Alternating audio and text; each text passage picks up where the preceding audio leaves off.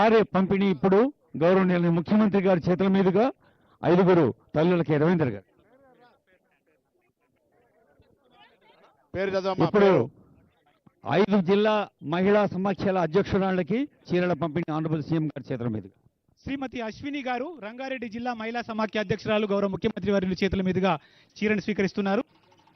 శ్రీమతి రేణుక గారు యాదాద్రి భువనగిరి జిల్లా మహిళా సమాఖ్య అధ్యక్షురాలు, వారు గౌరవ ముఖ్యమంత్రి గారి అమరహస్తాల చేతుగా చీరను స్వీకరిస్తున్నారు. శ్రీమతి పుష్పరాణి గారు కామారెడ్డి జిల్లా మహిళా సమాఖ్య అధ్యక్షురాలు గారు, వారు గౌరవ ముఖ్యమంత్రి వర్యులు, ఉప ముఖ్యమంత్రి వర్యులు మరియు అతిథుల చేతుల మీదుగా ఇందిరమ్మ చీరని స్వీకరిస్తా ఉన్నారు. శ్రీమతి అజయలక్ష్మి గారు మేడ్చల్ మల్కాజిగిరి జిల్లా మహిళా సమాఖ్య అధ్యక్షురాలు గారు, గౌరవ ముఖ్యమంత్రి వర్యులు, జిహెచ్ఎంసీ మేయర్ గారు మరియు మంత్రుల చేతుల మీదుగా ఇందిరమ్మ చీరని స్వీకరిస్తా ఉన్నారు.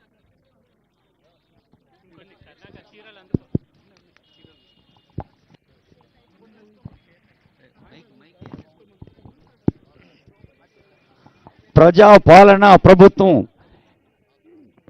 ఏర్పడిన 48 గంటల్లోపే మహాలక్ష్మి ఉచిత బస్సు ప్రయాణమే కాదు, బస్సుల యజమానురాలు కూడా మా తల్లులు చెల్లెలు అంటూ ఇందిరా మహిళా శక్తికి ఒక కొత్త ఉత్సాహాన్ని, కొత్త దిశను చూపించిన ఆనరబుల్ సీఎం రేవంత్ రెడ్డి గారు వారి సందేశంలో ఇందాకే చెప్పారు.